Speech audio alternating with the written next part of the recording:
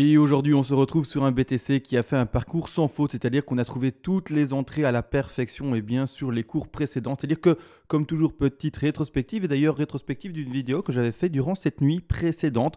On retourne du coup, finalement, bien, ce 17 novembre, mais il faut savoir que cette vidéo a été publiée vers minuit, 1h du matin. On réagrandit l'écran et au moment bien, de cette opportunité-là, je vous disais, bien, pour moi maintenant on est haussier, clairement, on va retrouver un retracement de 2 et la zone d'achat a été donnée ici entre les 17 777 $ et les 17 679 $. On a été retrouvé cette zone parfaite, donc on a fait des petites bougies rouges, comme indiqué ici, on voit le bas de 2. On a été chopé le bas de 2 et depuis, on rebondit dans cette tendance qui indique tout simplement la vague 3. Pour le moment, mais du coup, tout est fait à la perfection. Donc ici, on a été chopé le bas de la 2 et par après, on retrouve, comme vous voyez bien, le retracement, l'extension de la 3 pour continuer à pumper. Le pump semble aller assez fortement, donc on va regarder quels peuvent être les objectifs, encore une fois, de cette 3-ci, développer les choses de manière un peu plus puissante peut-être, et donc déjà retrouver d'ici peu de temps, entre guillemets, les 19 000, les 20 000 et voire même peut-être 21 000 et plus. On va voir ça durant cette vidéo parce qu'également, j'insiste sur le fait, c'était actuellement une des dernières opportunités de trade en long. Il va y en avoir bien entendu d'autres à présenter, mais c'est les prochaines qui seront le plus proches, entre guillemets, du top. C'est-à-dire que maintenant, il y aura un moment des bougies rouges, il faut s'y attendre. Donc je vais venir avec des trades toujours haussiers, bien entendu, mais en mettant en avertissement, en disant là maintenant, vraiment, vous êtes vraiment presque au top. Donc faites attention, encore une fois, quand vous allez ouvrir votre trade. Vraiment, encore une fois et toujours, il y a du scalping, etc., du swing également en court terme, entre guillemets. Donc bien entendu qu'on peut jouer tous les mouvements si on le veut, mais faites attention, on arrive doucement à la fin du mouvement haussier. On va regarder ça, bien entendu, et attention, quand je dis du mouvement haussier, c'est pas du extra bull run, etc. C'est vraiment les petits time frames qu'on a travaillé maintenant, etc. Vous allez le voir durant la vidéo de quoi je parle plus précisément. Mais non, malgré tout, avant de commencer l'analyse à proprement parler, etc., vous le savez, il y a comme toujours l'intro et également les remerciements. Et bonjour à tous, aujourd'hui on se retrouve sur le BTC face au dollar qu'on va analyser ensemble. Juste avant, il y a eu l'intro et maintenant comme toujours je dois le faire, remercier les personnes qui font des donations et qui soutiennent la chaîne parce qu'elles le savent. En fait ça demande du temps d'enregistrement, tout simplement, parler devant le micro ça prend du temps. Également après faire le montage, l'upload sur YouTube, également la création de la miniature en amont également. Il y a tout simplement le travail sur le graphique et par après également il y a la pédagogie que j'essaie d'apporter de manière journalière en trading, en investissement et également tout simplement en méthodologie de tenue de son plan de trading.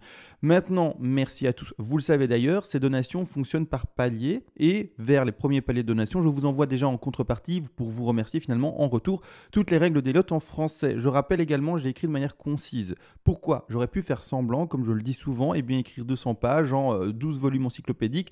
Non, l'objectif c'est pas de faire semblant comme dit et d'envoyer du papier pour faire du feu et finalement du poids et du kilo. Non, l'objectif c'est vraiment d'envoyer de la connaissance concise, condensée pour qu'on apprenne rapidement, efficacement et réellement quelque chose. Et pas qu'après 200 pages, vous disiez ouais, c'est un peu trop chiant à lire, j'arrête. Trentaine de pages, tout y est dit, que ce soit pour le débutant et également tout simplement pour le confirmer étant donné que tout y est dit, comme dit. Donc merci à tous bien entendu. Maintenant on va dans le vif du sujet, on continue du coup le décompte ensemble. Comme vu en fait, sur la vidéo de cette nuit, donc c'est-à-dire je vous l'ai dit, maintenant clairement c'est la dernière opportunité de trade pour, entre guillemets, jouer ce long là, donc c'est-à-dire qu'on voyait le retracement de la 2 ici, retrouver les 50, 61, 8, choper le bas ici à 17 000 entre les 600 et les 17 700 $ et rebondir. Qu'est-ce qu'on a fait? On a fait ça, vous le voyez bien, je ne dois pas redessiner les choses, c'est visuel, on l'a fait à la perfection, on a été chopé le rectangle vert et puis on a rebondi. Donc magnifique à ceux qui ont réussi à prendre ce trade bien entendu, c'est-à-dire que grossièrement, qu'est-ce qu'on a fait comme correction là-dessus?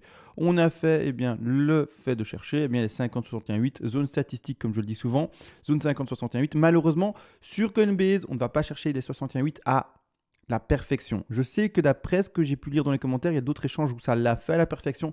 Tant mieux pour vous. Maintenant, ceux qui ont voulu attendre les 50% de Fibonacci qui ont le chopé, vous avez le trade. Ceux qui, sur les échanges où ça n'a pas été chopé, les 61,8, qui attendaient les 61,8, vous n'avez pas le trade. Comme expliqué dans la vidéo de cette nuit, c'est comme ça. On fait un plan de trading, on attend une zone d'achat, on l'a ou pas, selon le prix très exact qu'on met, parce qu'on rentre à un prix très exact.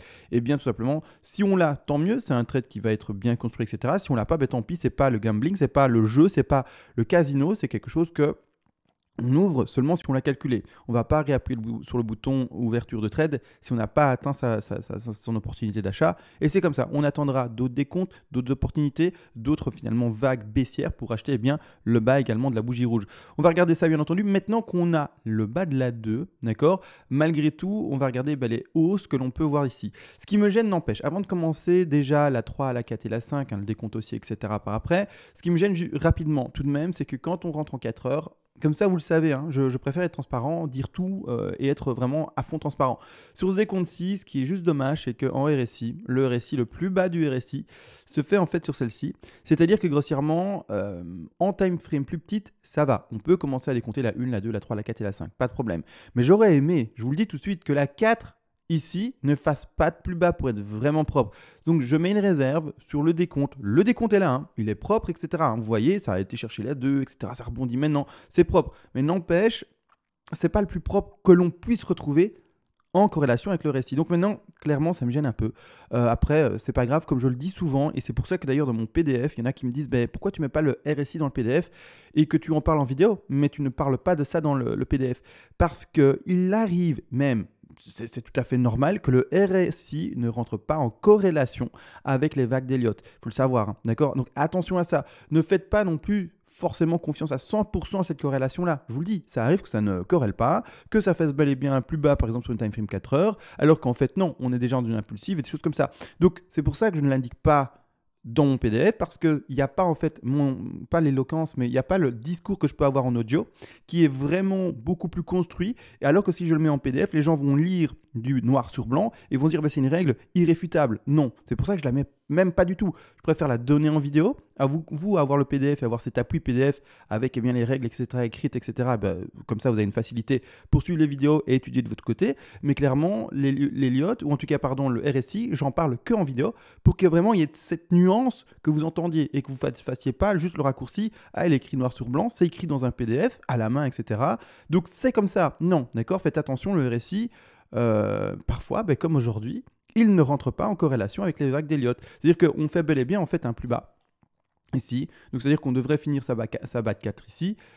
Mais le souci, c'est que en fait, la vague semble bien se dessiner déjà en 1, 2, 3, 4, 5 et pas autre chose. Donc c'est pour ça que je le dis dans le PDF, vous ne retrouverez pas le RSI. Il faut juste écouter mes vidéos. C'est un appui, le PDF, c'est le fait de compléter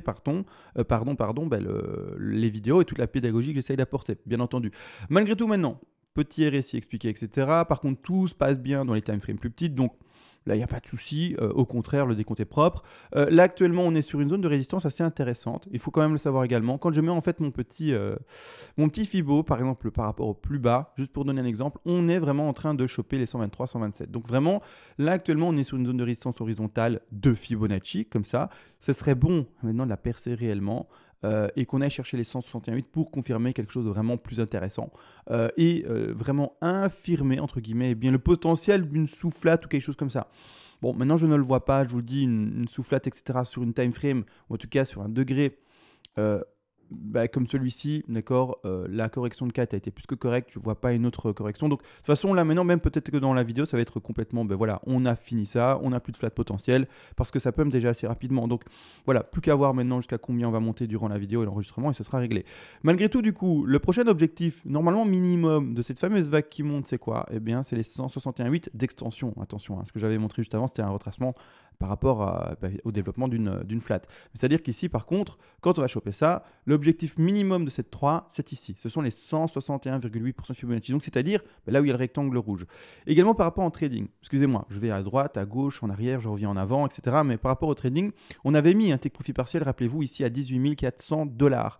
Si vous ne l'avez pas pris, c'est que vous ne suivez pas la méthodologie et que peut-être qu'un jour, parce que vous n'êtes pas assez rigoureux sur le fait de prendre les TP qu'il faut, etc., vous allez vous retrouver perdant sur votre trade. Donc, il y a toute une sécurité à avoir. Oups, j'ai changé de graphique sans faire exprès. Il y a toute une sécurité à avoir. Si on met des TP, c'est pour qu'il soit pris, d'accord? C'est pas pour qu'il soit nié et se dire super, on est rebondi, on est au-dessus. Vous devez le prendre, c'est tout. Il n'y a pas autre chose. C'est vraiment être froid, statistique, robot. C'est vraiment, même pas se dire, ouais, j'ai eu de la chance, j'ai pas pris ce TP, on est monté haut. Vous le prenez. Il n'y a pas, d'accord? C'est vraiment la méthodologie qui fera que vous êtes gagnant, d'accord? Donc vous ne niez aucun TP et vous prenez ce TP de sécu qui se situe du coup à 18 400. On est au-dessus, mais vous le prenez. Si vous ne l'avez pas pris, au prix où on est maintenant, à 18 700, vous prenez un peu de TP, d'accord? Et tant pis si on est presque au 161,8. Vous le prenez. Vous avez loupé celui-là, vous le prenez. C'est la méthodologie. Je vous le dis, c'est cette rigueur et cette finalement façon de faire qui va faire que sur le long terme, vous allez vous retrouver gagnant, d'accord? Bien entendu, si vous n'avez pas cette rigueur et que vous dites de temps en temps, oh, c'est pas grave, je passe par-dessus, etc., ben non, ça va faire des échecs qui vont s'accumuler petit à petit. Et malheureusement, eh bien, ça va mettre moins de chances de votre côté de finalement pouvoir accumuler réellement du capital. Alors que, eh bien, en faisant juste la rigueur, vous allez tout mettre, ceinture de sécurité, airbag latéral, airbag latéraux, de diagonale, je sais pas où. Enfin bref, vous comprenez ce que je veux dire, partout. Grossièrement, vous serez dans un coussin et vous serez vraiment bien et bien sécurisé pour votre aide. Donc, le TP est à prendre. Maintenant, si vous ne l'avez pas pris, prenez-le au prix où vous regardez la vidéo, d'accord? Malgré tout, là, il y a déjà un TP. Alors là, à 161,8 à prendre également. Ces TP-ci, en plus de cela, je rappelle, les TP qui sont en rouge sont les TP qui ont été placés par rapport aux grandes vagues blanches. La question a été posée dans les commentaires et je l'ai dit durant cette vidéo de la nuit passée.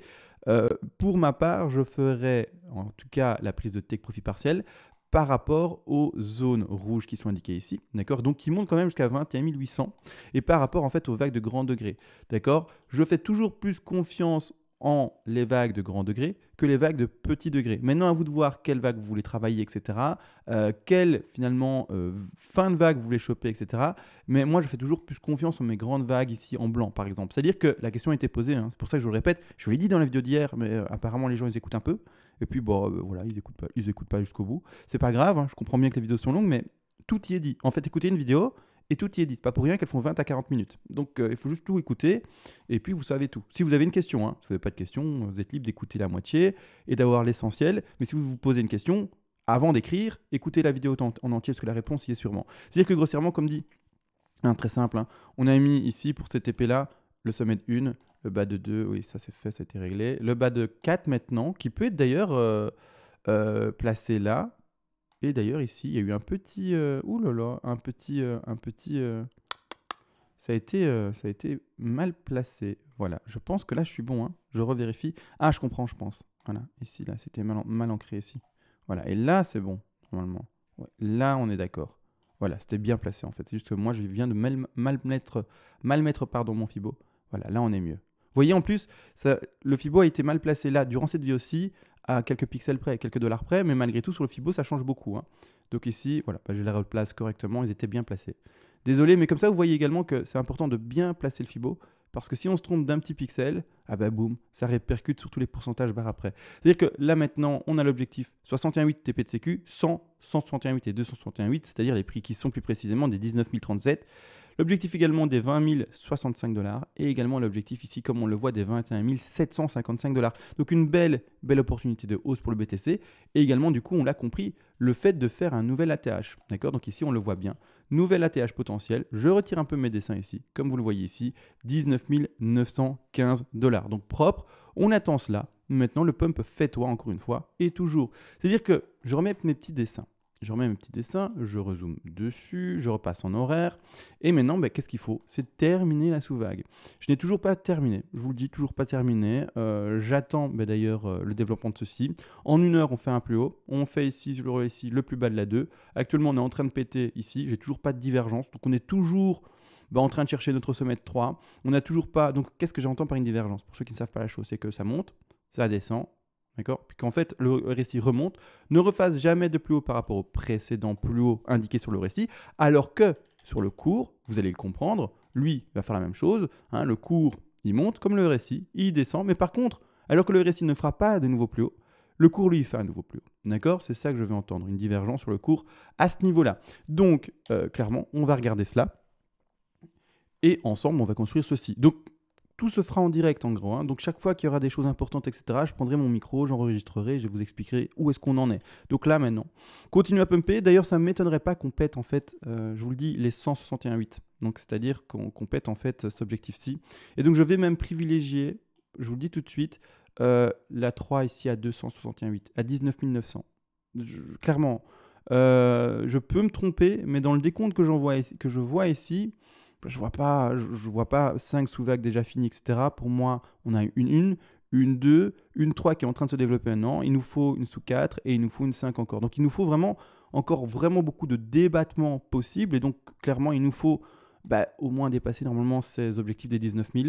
C'est-à-dire, les 200 sont plus rares. Hein. Ça, je précise, ce sont les 19 391 $. On pourrait s'arrêter là, mais je ne vais pas le privilégier non plus. C'est-à-dire que clairement, je m'attendrais à un 268, qui sont les prix ici des 19 000, comme dit, 910, hein, c'est ça. Par après, une correction de 4, tout à fait conventionnelle. C'est-à-dire que à ce moment-là, on va rechercher de nouveau le bas d'une 4 qui va refaire. Ici, on a fait une 2 tout à fait normale. Hein. Donc ici, une 4 tout à fait normale. 38,2. Donc retour de nouveau des prix des 19 075 $. Et par après, dernier rebond pour la 5. Et là, je vous le dis, ça sera la fin, entre guillemets. C'est-à-dire qu'on aura connu réellement l'espèce de plus haut momentané, d'accord? Parce que je dis momentané parce qu'il y a plein de plus hauts à connaître d'ici peu de temps également. Mais c'est-à-dire que là, on va pouvoir reconnaître soit un double top, peut-être, à 19 900 $. Soit on va chercher un peu plus haut les 20 400 $, voire même encore un peu plus haut ici, les 21 254. Là, je m'appuie sur les sous-décomptes qui ne sont absolument pas terminés. Moi, je vous le dis, je prends ces grands rectangles-là, donc c'est-à-dire ces gros TP indiqués par rapport à la 5 ici, comme vous le voyez. D'accord? Maintenant, c'est-à-dire qu'on peut faire des petites extensions, ne pas respecter à fond les Fibos et faire quelque chose qui part en extension et qui va chercher par exemple les 21 737 $. Donc là, tout a été dit. Je vais mettre court à la vidéo parce que j'entends mon chien qui pleure. Vous savez que j'ai aussi un chien, j'ai un petit bébé, j'ai un petit chien et là, c'est mon chien qui pleure. Donc je vais m'occuper de lui. De toute façon, je pense avoir tout dit pratiquement. Donc je mets un peu court. Si j'ai pas dit des choses et que je remarque que j'ai oublié quelque chose, je referai une vidéo dans cette nuit ou également demain matin. Mais là, clairement, je ne sais pas qu'est-ce qui se passe. Je vais voir. Et vous m'en voudrez pas, à mon avis, parce que, comme dit, j'ai fait le gros du travail là. Tout a été exprimé, tout a été dit. Stop loss également, rapidement avant. Vous pouvez le déplacer à votre point d'entrée déjà maintenant. Et pour ceux qui sont rentrés sur la racine, donc ceux qui sont rentrés cette nuit, quand je vous ai dit on attend les bougies rouges et on achète la zone ici, la verte, ceux qui sont rentrés sur la racine et qui ont mis leur stop loss là, vous pouvez déjà le monter, on va pas se mentir, à votre bas de 2, hein, d'accord, vous pouvez déjà le mettre là, d'accord, voire même un peu plus agressif. Oserait-on dire ça? Oui, un peu plus agressif. Vous pouvez déjà le monter, quoi. Donc c'est-à-dire très beau trade, magnifique. Que ce soit ceux qui sont rentrés sur les 17 000 ici, 200 ou 400, je ne sais plus à combien on est monté. Je ne sais plus. Je ne sais plus. C'est pas grave, mais pour tous ceux qui ont fait les trades précédents, qui se sont faits à la perfection, nickel, on continue ça ensemble. Maintenant, excusez-moi, je suis perturbé, j'entends toujours mon chien qui pleure. Je me demande vraiment ce qui se passe. Je vais vous laisser parce que tout a été réellement dit. Bon décompte à tous, tenez-le sur votre échange. Hein. Vous le prenez sur votre échange et vous faites le travail. Hein. Ne faites pas juste du copy trading ou juste du il a dit ça en vidéo, donc je fais ça.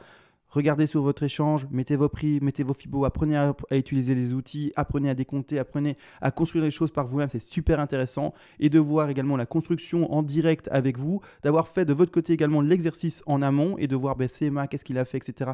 pour comparer, avoir différents points de vue. Et attention également, je peux me tromper, c'est-à-dire que parfois vous allez avoir le bon décompte, la bonne chose, la bonne perspective du cours, que moi je serai à côté de la plaque, il faut le savoir, et que ça sera vous qui avez raison. Donc attention, c'est juste une comparaison d'idées, d'exercice et on voit comment ça se passe, de construction de plan de trading. Maintenant, c'est tout. Prenez l'exercice en main, faites-le de votre côté et on se retrouve à demain. Ciao.